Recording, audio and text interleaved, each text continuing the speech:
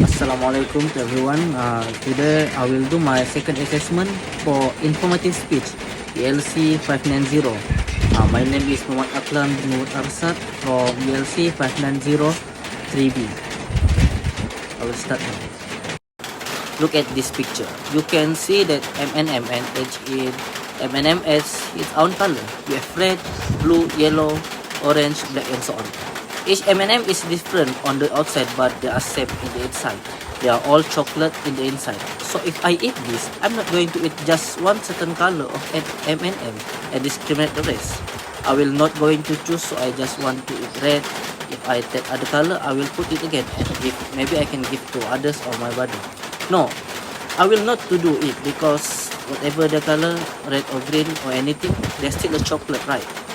So let's look at this second picture. They have a different color, maybe different races or religion, but they can smile, to teach together. Maybe they are friends who always not together.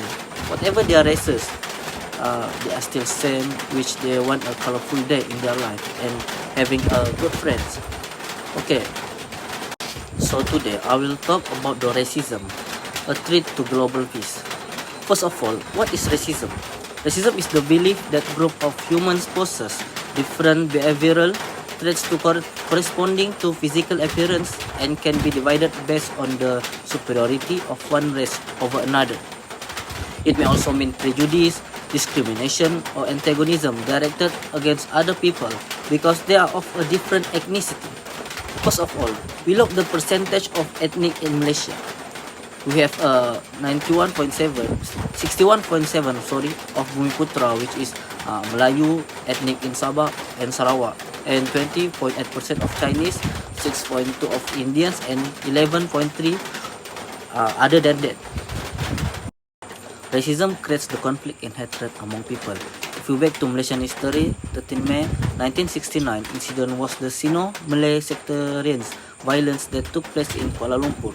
The country, however, suffered from a sharp division of wealth between the Chinese, who dominated most urban areas and were perceived to be in control of a large portion of the country's economy, and the Malay, who were generally poorer and more rural.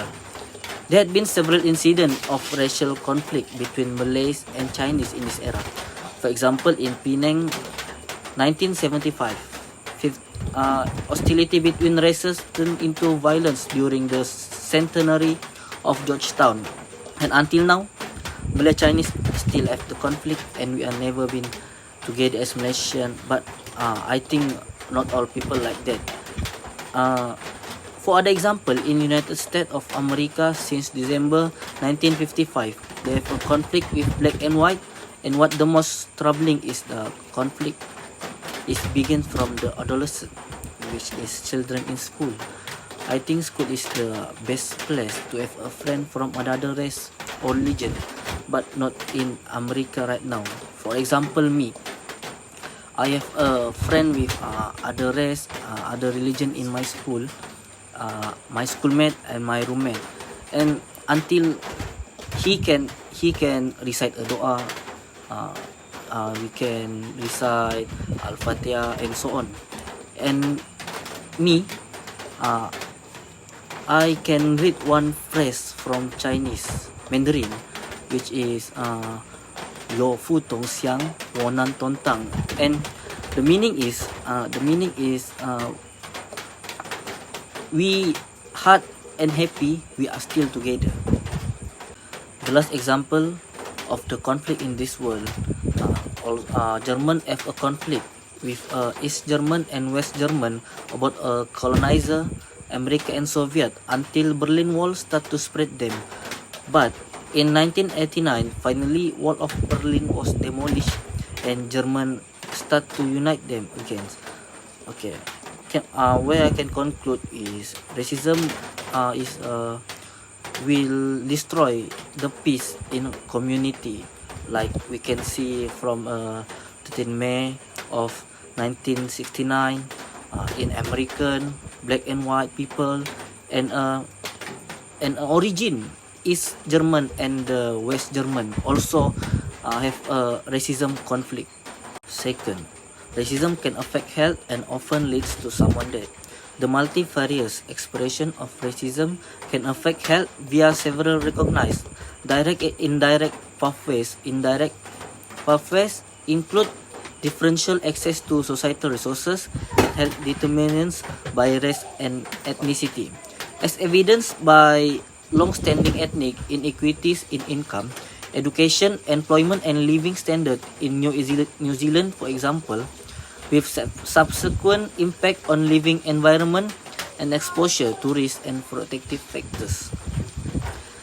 At the individual level, experience of racism can affect health directly through physical violence and stress pathways with a negative psychological and psychological impact leading to subsequent mental and physical health consequences.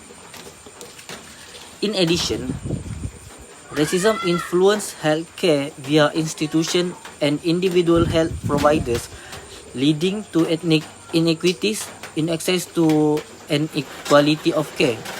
For example, ethnic disparities in socioeconomics status can indirectly result in differential access to care, while health provider ethnic bias can influence the quality and outcomes of healthcare interaction. Next, racism often leads to a death, and I like to share about 13 May of 1969 because it's near to us. In this conflict, the Chinese attacked Malay who were found in Chinese areas, and Malay patrons in cinemas were singled out and killed. Official reports put the number of deaths due to the riots of 196, although Western diplomatic sources at the time suggested a toll of close to 600, with most of the victims Chinese until the racial riots led to a declaration of a state of national emergency, or we can call a darurat, by the Yang di-Pertuan Agong at this time.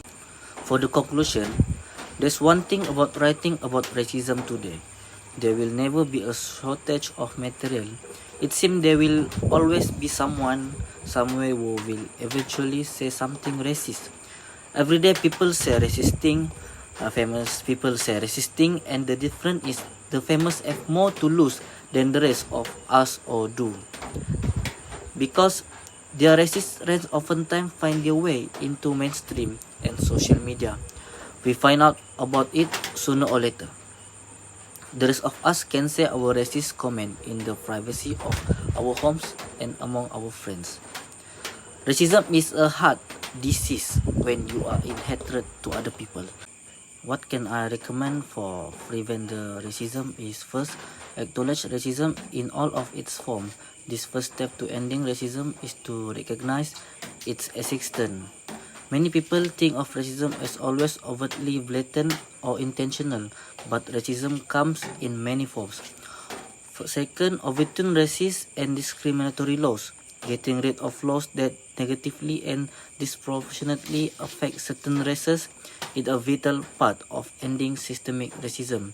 It is not enough to simply acknowledge that a law has a racist intent or effect. It needs to be overturned. Last, commit to anti-racism.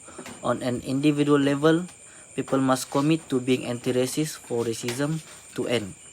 While we just mentioned that systemic racism will not end even if everyone stopped being racist overnight, that first step in personal anti-racism is necessary for people to fight and end racist system. That's all from me. Thank you.